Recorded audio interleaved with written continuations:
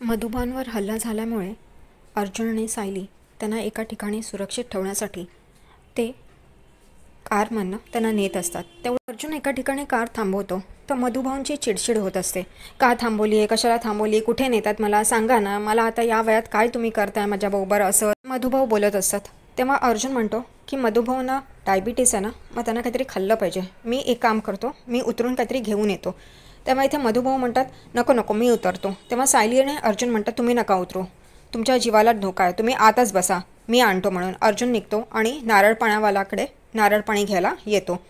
तेवढ्यातच इथे गाडीत मधुभाऊ सायलीवर चिडचिड करत असतात की मला जाऊन दे ना, या खिडक्या का असं वरती केल्यात, मला गुदमरायला होत आहे। आणि ती त्यांना समजवत असते की तुम्ही बाहेर पडू नका, तुम्ही खिडक्या खोलू नका। तरी मधुभाऊ काय ऐकत नाहीत, ते शेवटी बाहेर निघतात, म्हणतात मला हलकं व्हायचं आहे, कधीपासून मला असं डांबून ठेवलं आहे, आणि ते चालायला लागतात। तेवढ्यातच सायली पण बाहेर जायला निघते, पण तिचा बेल्ट, गाडीचा सीट बेल्ट काही निघत नाही, त्यामुळे ती उतरू नाही शकत। आणि ती मधुभाऊ मधुभाऊ बोलत असते, पण मधुभाऊ काय ऐकायला तयार नाहीत।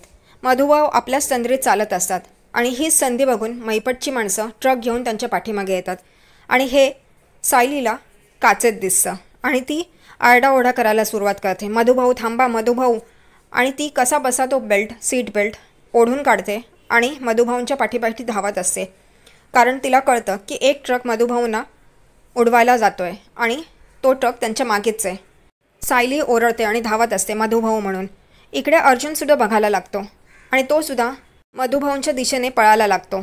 इकडे ट्रक जवळ येतो तेवढ्यातच जानकी आणि ऋषिकेश तिकडे येतात आणि जानकी मधुभाऊंना ओढते बाजूला आणि ट्रक पुढे निघून जातो।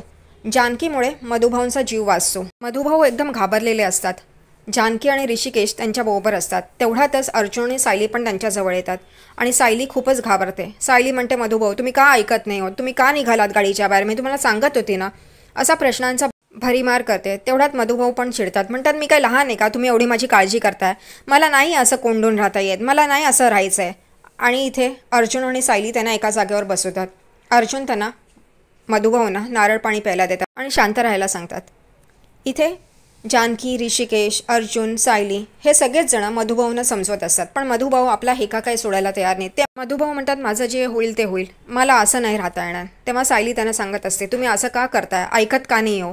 तेवढ्यातच जानकी सायलीला सांगते की शांत हो, तू एवढी चिडचिड का करतेस, तुम्ही दोघंही असं चिडचिड करायला लागलात तर कसं होईल, एकाने तरी शांत व्हायला हवं। तेवढ्यातच मधुभाऊ परत चिडतात आणि जानकीला म्हणतात मी चिडचिड करतोय, मी चिडचिड करतोय, मी। सगळेच जण मधुभाऊकडे बघायला लागतात आणि जानकी एकदम थक्क होते।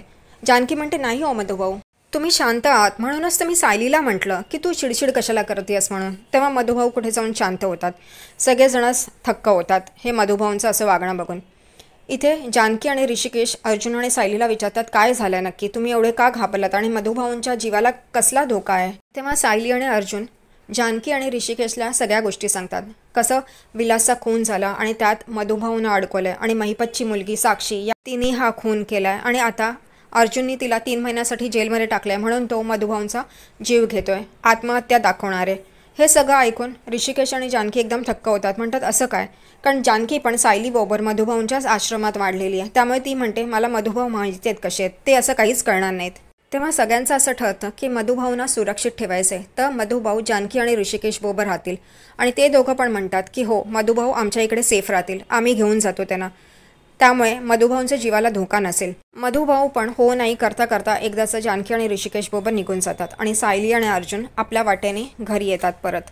मधुभाऊंचा जीव गेला नाही, 2दा प्रयत्न केला तरी, म्हणून महिपत आपल्या माणसांवर चिडलेला असतो, तो त्यांना दमदाटी करत असतो, त्यांना मारहाण करत असतो। ते म्हणतात मी काय करू, अर्जुन मध्ये आला म्हणून, आणि इथे महिपत त्यांचं काहीच ऐकत नाही, तो त्यांना मारतच असतो आणि एकाला जीवे मारणार तेवढ्यातच नागराज मध्ये येतो आणि म्हणतो अरे तू असं काय करतोस, तुझ्यावर पण खुनाचा आरोप येईल, सोड त्यांना सोड। आणि त्यातच एक गुंड ज्याने मधुभाऊंची साईन घेतलेली असते तो रुमाल काढून आपला घाम पुसत असतो, तेवढ्यातच खिशातून मधुभाऊंनी साईन केलेली चिठ्ठी तिकडेच पडते आणि ती सोफ्याखाली जाते त्याच्या पायाने, त्यामुळे तीही त्यांना मिळत नाही। महिपत त्यांना विचारतो कुठे आहे ती चिठ्ठी, पण दोघंही शोधतात, म्हणतात नाही आमच्याकडे नाही आहे म्हणून, आणि इथून महिपत त्यांना हाकलवून लावतो। प्रिया हे सगळं बघून विचार करते की ह्यांचं तर काही खरं नाही, पण ह्यांच्याबरोबर मी राहिले तर माझंही काही खरं नाही, त्यापेक्षा लवकरात लवकर सुभेदार हे आडनाव माझ्या मागे कसं लागेल हे बघायला हवं। आणि ती तिथून सटकते बाहेर येऊन ती एका व्यक्तीला फोन करते आणि खूप हसत असते। ती आता अश्विनला आपल्या जाळ्यात अडकवणारच. तिला असं वाटतं की अश्विनशी लग्न केलं तर अर्जुन काय तिला शिक्षा होऊ देणार नाही, कारण त्याच्या धाकट्या भावाची बायको आहे आणि ती कोर्टातून वाचेल. सायली आणि अर्जुन गाडीतून परतत असतात.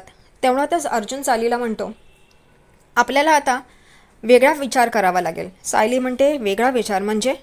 तो म्हणतो, आपण फक्त साक्षीवर कॉन्सन्ट्रेट केलेलं, की साक्षी कशी खुनी आहे, तिला खुनी सिद्ध करण्यासाठी आपण सगळे प्रयत्न केले, पण आपण विलासबद्दल काहीच बोललो नाही, त्याच्याबद्दल काहीच विचार केला नाही. आणि सायली एकदम विचार करत बसते. इथे दुसरीकडे तन्वी 2 गुंडांना घेऊन येते आणि म्हणते की मी जसं सांगेन तसं करायचं आहे, माझी छेड काढायची. आणि ती मोबाईलमध्ये अश्विनचा फोटो दाखवते आणि त्यांना सांगते, हा मुलगा दिसला की माझी छेड काढायला सुरुवात करायची.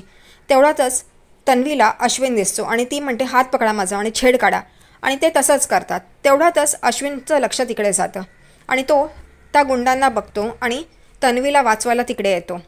तो त्या गुंडांना म्हणतो, तुम्ही काय करताय, सोडा, एकट्या मुलीला बघून तुम्ही अशी छेड काढताय. तेव्हा ते गुंड पण बोलून जातात की अरे हिचं तर 2दा लग्न तुटलं आहे, आता हिच्या मागे कोण येणार. तेव्हा अश्विन त्यांना विचारतो, तुम्हाला कसं माहिती हिच्या आयुष्यात काय घडलं आहे आधी ते. आणि ते एकदम सगळे थक्क होतात. त्या गुंडांकडे तरी काही उत्तर नसतं आणि इथे तन्वी पण डोक्याला हात मारते, काय बोलतात हे म्हणून. दुसरीकडे अर्जुन आणि सायली बोलतच असतात की म्हणजे नक्की काय करायचं असं सायली विचारते. तेव्हा अर्जुन म्हणतो, आपल्याला विलासची सगळी माहिती काढायला लागेल. सायली म्हणते, पण तो गुंड होता ना. तेव्हा अर्जुन म्हणतो, तेच, त्याचा महिपतशी काही संबंध होता का हे शोधावं लागेल. तेव्हा सायली लगेच बोलते, तो जर का आत गेला होता म्हणजे त्याला जामिनावर तर कोणी ना कोणी सोडलंच असेल ना, आणि महिपतनी सोडलं असेल तर आपण साक्षीला आतमध्ये टाकू शकतो, बरोबर. तर अर्जुन म्हणतो, हो अगदी बरोबर. इथे अश्विन त्या गुंडांना मारत असतो आणि तन्वी त्यांना पळून जायला सांगते, कारण अश्विन पोलिसांना फोन करतो. तेव्हा ती अडकू नये किंवा तिचं नाव घेऊ नये म्हणून ती त्यांना इशारा करते, पळा म्हणून. आणि अश्विन पण त्यांच्या मागे पळणार. तेवढ्यात तन्वी त्याला पकडते आणि म्हणते, बघ ना कसे बोलतायत ना. ती रडारड सुरू करते. इकडे अर्जुन आणि सायली विचार करतात की आता आपल्याला फोकस करायचा आहे तो विलासवर. तो कसं काय या सगळ्या गोष्टींमध्ये इन्व्हॉल्व आहे. तेव्हा सायली म्हणते, तो पूर्वी पण आलेला आश्रमाचे पेपर्स घ्यायला आणि मधुभाऊने ते दिले नव्हते. अर्जुन म्हणतो, काय. आणि तो विचार करायला लागतो. तेव्हा तो सायलीला म्हणतो, म्हणजे विलासचा हा डाव होता की मधुभाऊंकडनं पेपर घ्यायचे, मग त्यांची आत्महत्या दाखवायची आणि ते सगळे पेपर्स महिपतला द्यायचे, असं सगळं होतं म्हणजे. आणि ते त्या दिशेने विचार करून आता विलासची सगळी माहिती काढण्याचा ठरवतात. इकडे दुसरीकडे अश्विनला तन्वी आपल्या जाळ्यात ओढत असते. ती सांगते अश्विनला की हे दुसऱ्यांदा मला छेडतात, एका मुलीला किती असह्य होतं आहे, आता मला जगायचं नाही, मरायचं आहे, करून ती नाटकं सुरू करते. आणि अश्विन म्हणतो, असं काय करतेस. ती सारखी त्याला बोलत असते, मग मी काय करू, एकट्या मुलीला हे सगळं बर्दाश्त करावंच लागतं, आता काय करू मी. मुद्दामून त्याला हे प्रयत्न करून दाखवत असते की आता तू बोल की तू माझ्याशी लग्न करशील, मी एकटी आहे, आता माझं काहीच आयुष्यात राहिलं नाही, हे सारखं त्याला बिंबवत असते त्याच्यासमोर. आणि त्याच वेळेला अर्जुन आणि सायलीची पण गाडी तिथून जाते. जाता जाता अर्जुन अश्विनला बघतो, पण ती मुलगी त्याला दिसत नाही कोण आहे. तो पुढे जातो आणि विचार करत असतो. तेव्हा सायली म्हणते, काय झालं, मागे का बघताय. तेव्हा अर्जुन म्हणतो, मी अश्विनला बघितलं, कोणत्या तरी मुलीशी बोलत होता. तेव्हा सायली म्हणते, मग तिथेच गाडी थांबवायची ना, तेही घरीच निघाले असतील तर आपण तिघं एकदम गेलो असतो. तो म्हणतो, नाही, पण कोणतरी मुलगी होती खरी, पण ती कोण आहे हे कळलं नाही. तेव्हा इथे सायली म्हणते, चला ना आपण तिकडे जाऊया. ते दोघंजणं तिकडे त्या दिशेने येतच असतात. इकडे तन्वी अश्विनला इतकं प्रेशराईज करते की माझ्या कपाळावर काय मूर्ख म्हणून लिहिलं आहे का, तुला कळत नाही आहे का एकट्या मुलींनी कसं जगायचं, जिचं 2दा लग्न मोडलं असेल. आणि ती इतकं त्याला प्रेशराईज करते की शेवटी तो म्हणतो की मी करीन तुझ्याशी लग्न, आणि तिला जे हवं आहे तेच तिला मिळतं. इथे अर्जुन आणि सायली पाठीमागे चालत असतात, जिथे अश्विन आणि ती मुलगी बोलत असतात. इथे अश्विन म्हणतो, ही जागा नाही आहे जिथे आपण बसून बोलावं, तू चल माझ्याबरोबर इथून. आणि तेवढ्यातच तो तिला तिकडून घेऊन जातो आणि सायली आणि अर्जुन त्या जागेच्या दिशेने येत असतात. हे दोघं इकडून निघून जातात आणि अर्जुन सायली तिकडे येतात आणि बघतात तर तिकडे कोणीच नाही. सायली अर्जुनला म्हणते, इथे तर कोणीच नाही आहे. अर्जुन म्हणतो, मी इथेच बघितलं होतं त्यांना, जाऊन दे, म्हणून ते निघून जातात तिथून. साक्षी जेलमध्ये असते, चुपचाप बसलेली असते, पण बाकीच्या तिला त्रास देत असतात आणि ती पण चिडते आणि ती म्हणते, मी काय इकडे राहणार नाही, माझे अण्णा मला सोडवतील. आणि ती त्यांच्याशी पंगा घेते. तर त्याही तिच्याही वरचढ निघतात. तिचा हात मुरगळतात आणि तिचं तोंड दाबतात आणि म्हणतात, तू इकडे तुझा रुबाब नको दाखवू. जे आहे ना ते बाहेर तुझ्या पप्पांकडे, पप्पाची परी, इकडे नाही. आणि ती गप्प बसते. अर्जुनने जे ठरवलं आहे त्याप्रमाणे तो बोर्डवर सगळं लिहून काढत असतो आणि दुसरीकडे सायली कपडे आवरून ठेवत असते.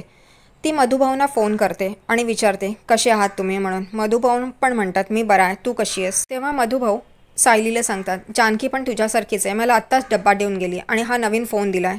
सायली म्हणते, हो माझं बोलणं झालं आहे तिच्याशी आणि तुमचा हा नवीन नंबर तिनेच मला दिला आहे. मधुभाऊ म्हणतात, मी इकडे खूप चांगला आहे, माझं औषधं वेळेवर जानकी आणून देते जशी तू द्यायचीस. आणि ते दोघंजणं फोन ठेवतात. इकडे सायली बोर्डाकडे बघते आणि ती पण तिचा मुद्दा लिहिते की विलासला सोडवणारा व्यक्ती कोण, महिपत की आणखीन कोणी, असे सगळे ॲरो करून ठेवते बोर्डावर. अर्जुन ते सगळं बघतो आणि म्हणतो, हो हे तर खरं आहे, आपल्याला शोधायला हवं कोणी जामीन दिला होता विलासचा. आणि तो लगेचच चैतन्याला फोन करतो आणि चैतन्याला सांगतो, विलासला जेलमधनं कोणी ना कोणीतरी सोडवलं होतं, त्याची चौकशी कर. चैतन्य म्हणतो, आत्ता. तेव्हा अर्जुन म्हणतो, हो खूप अर्जंट आहे, इमर्जन्सी बेसिसवर कर. तेव्हा चैतन्य म्हणतो, ठीक आहे, मी आत्ताच पोलिसांकडे ही चौकशी करतो. आणि तोही फोन ठेवतो. इकडे अर्जुन आणि सायली बोलत असतात की ही गोष्ट जर का आपल्याला कळली की विलासला कोणी सोडवलेलं तर अर्धी लढाई आपण जिंकलो. आणि त्याच दिशेने ते विचार करत बसतात.